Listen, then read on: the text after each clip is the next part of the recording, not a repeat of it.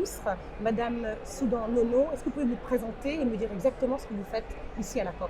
Écoutez, merci, Maman René Mendy, pour cette invitation. Je suis ministre de l'Environnement, je suis ministre du Développement durable et du bassin du Congo, mais j'ai la double casquette d'être ministre coordonnatrice de la commission climat du bassin du Congo et du Fonds bleu pour le bassin du Congo. À savoir que le bassin du Congo aujourd'hui n'est plus à présenter, mais j'aime à illustrer mon propos en me disant, vous connaissez le bassin de l'Amazonie, de par sa superficie, il est plus grand que le bassin du Congo, mais par le stock carbone, nous sommes le plus grand poumon du monde aujourd'hui pour une raison toute simple. Les forêts stockent pas moins de 1,5 gigatonnes de CO2. Les tourbières du bassin du Congo toujours, parce que je vous ai parlé des forêts du bassin du Congo, mais les tourbières du bassin du Congo, récemment découvertes par des scientifiques de l'université de Leeds et africaine, stockent pas moins de 31 milliards de gigatonnes de CO2. Et accrochez-vous, c'est l'équivalent de 3 à 4 années d'émissions de gaz à effet de serre de la planète tout entière et de 15 à 20 ans d'émissions de gaz à effet de serre des États-Unis d'Amérique. Donc nous sommes ici pour dire simplement au reste du monde, oui, nous parlons d'une urgence climatique, oui, nous avons besoin d'aller à une transition énergétique, oui, nous en sommes conscients parce que nous sommes pays partie de l'accord de Paris et nous avons besoin tout simplement que nous soyons rétribués à notre juste valeur, puisque vous l'avez compris, au travers des chiffres que je rappelais, il y en a un que je n'ai pas rappelé, nous portons également 10% de la biodiversité du bassin du Congo, sans compter que nous portons plus de 30 à 40% du bassin hydraulique de la planète, et nous rendons donc ce qu'on appelle dans le jargon un service écosystémique. Mais il nous faut nous occuper de nos populations parce qu'on ne peut pas maintenir sous cloche nos ressources naturelles sans pour autant donner une économie alternative à nos populations. Et pour aller à une transition énergétique, il nous faut des ressources pour aller vers les énergies propres.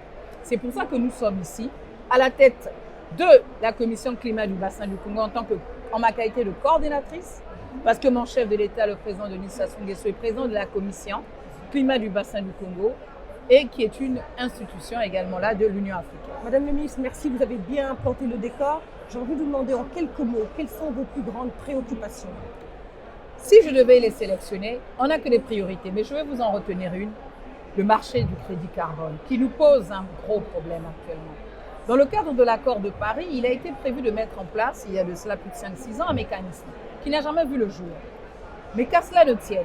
Mais là où le bas blesse à notre niveau, c'est lequel? C'est qu'avant même la mise en place de ce mécanisme, il y a déjà une vente un peu anarchique, marginale, un Far West, avec ce qu'on appelle le marché du crédit carbone volontaire, qui, en fin de compte, nous demande de brader ce carbone à 5 ou 8 dollars, alors que le crédit carbone de l'accord de Paris, qui est le crédit carbone qu'on appelle volontaire, non, plutôt souverain, dont le prix à la tonne carbone aussi entre 50 et 130 à 150 dollars aujourd'hui, ne nous est pas ouvert ce marché-là.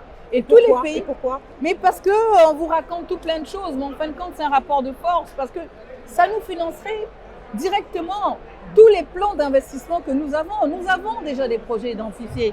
Nous avons des plans d'investissement. Nous, Commission climat du bassin du Congo, c'est un pipeline de projets, de près de 300 projets identifiés, innovants, qui sont issus de nos contributions nationales déterminées des 16 États, pays membres que constitue le bassin du Congo, qui est le premier aujourd'hui réservoir carbone de la planète. Votre chef d'État a parlé du manque de confiance, de cette défiance qu'il y a à l'égard des pays africains. Est-ce que vous pensez que c'est l'une des raisons?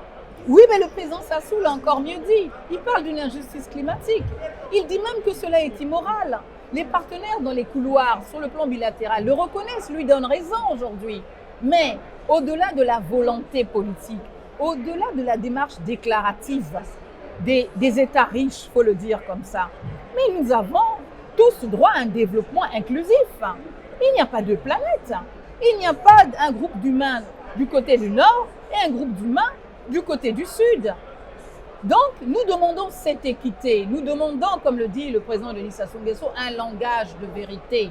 Et nous sommes contents aujourd'hui d'avoir des partenaires qui ont compris que, nonobstant cette aide au développement, au travers des mécanismes, l'Agence française de développement, le CAFI, mais cela est insuffisant.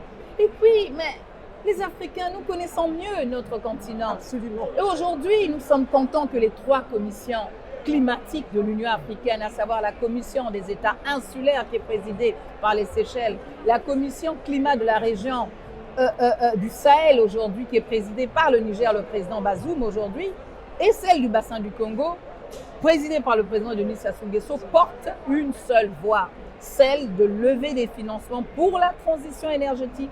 Et on va vous dire, ben, ils ont des énergies fossiles à l'image de la République du Congo. Oui, nous avons des énergies fossiles. Mais nous allons aller à la décarbonisation au même titre que les pays industrialisés qui doivent aller à la décarbonisation dans l'agenda des Nations Unies.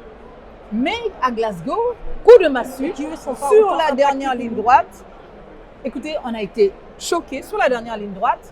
Ils nous ont ramené l'industrie du charbon.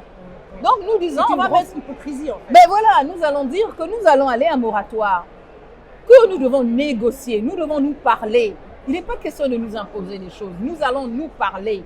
Parce que tant que nous n'avons pas une économie alternative, tant que nous n'avons pas une économie alternative pour nos populations, eh ben, nous maintiendrons l'exploitation de ces énergies fossiles, certes polluantes.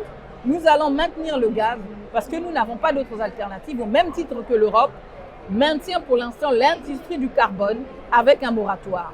Donc nous sommes en négociation avec les partenaires et nous espérons que l'accès au crédit carbone, la tonne au prix souverain, nous permettra réellement de pouvoir financer nos économies.